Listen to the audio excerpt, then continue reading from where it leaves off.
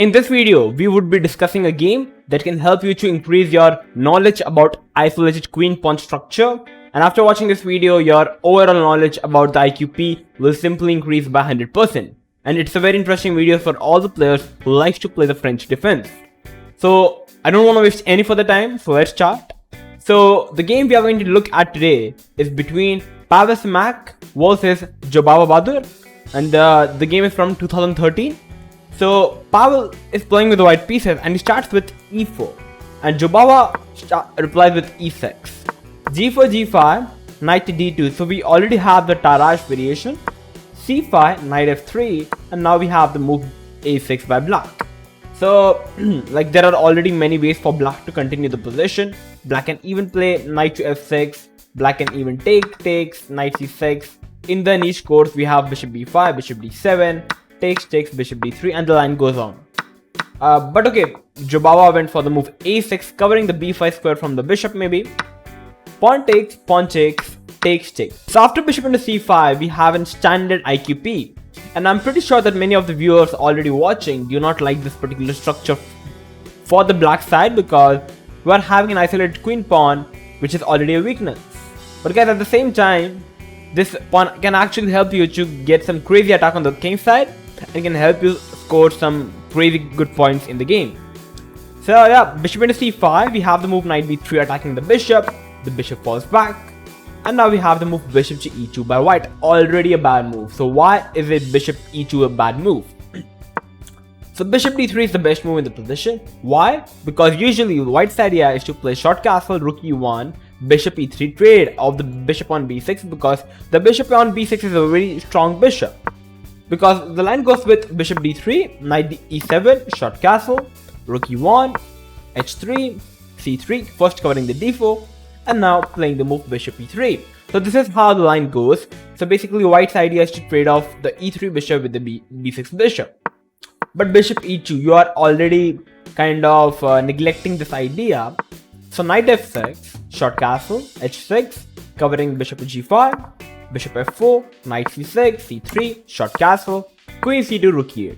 And after rook e8, black is already slightly better, because first of all, black has naturally developed all his pieces and now is fully prepared to play the move knight g4, queen f6, and get some crazy attack on the king side. After rook e8, we have the move h3. Already another bad move by white. White should have continued with bishop d3, after bishop g4, white can go knight d4, because capturing on d4 is already a bad idea, because white is already having the bishop pair and both the parties are having an isolated queen pawn. So it's already good for white. So going back, this would have been the best, but we have the move h3, giving black sufficient time to do the things that black wants. We have the move knight to e4. Now black is fully prepared to play queen f6, bishop f5 maybe, targeting the queen. So we have the move knight b to d4.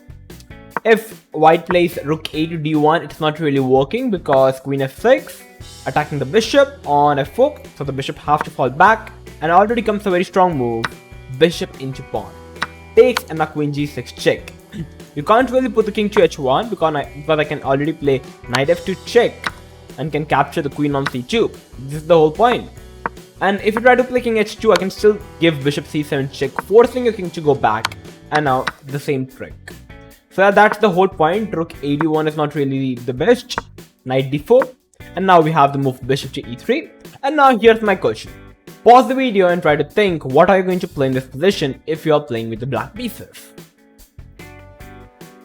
Okay, so already it requires a huge amount of calculation. So if you haven't really paused the video, must try to pause the video and try to find a beautiful variation that Jobava Bahadur have founded in the game.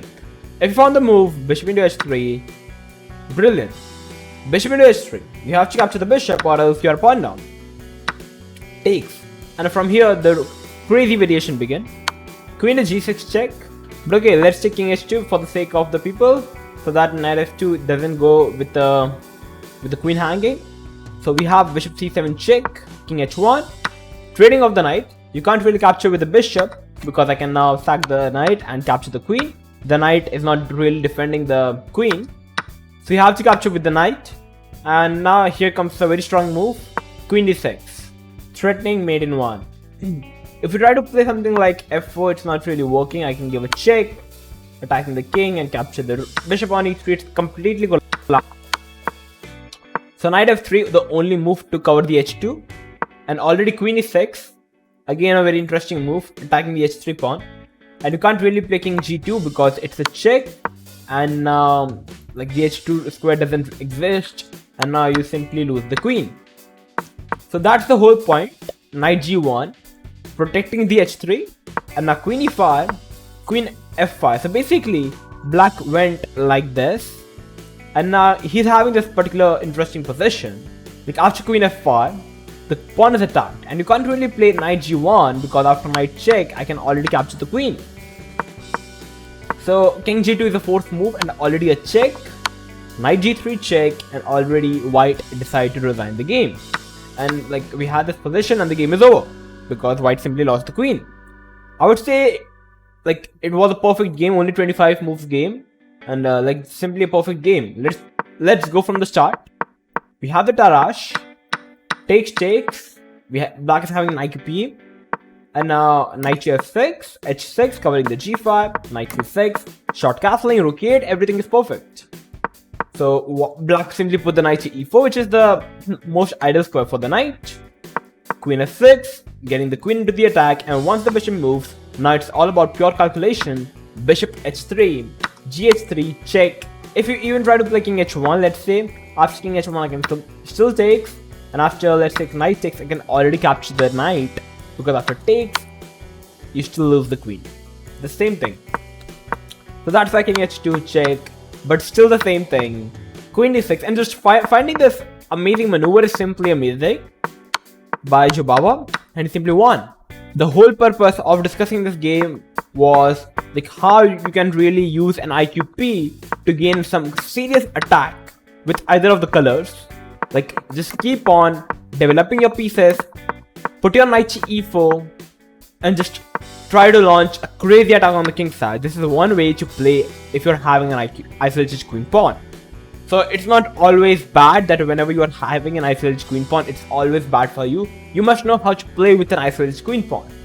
So that's it for today. If you learned anything new today, make sure to like the video, share this video with everyone, and make sure to subscribe to our channel if you are new to our channel. I'm going to come up with these interesting videos like this. So till then, stay tuned and keep watching OneShot Chess.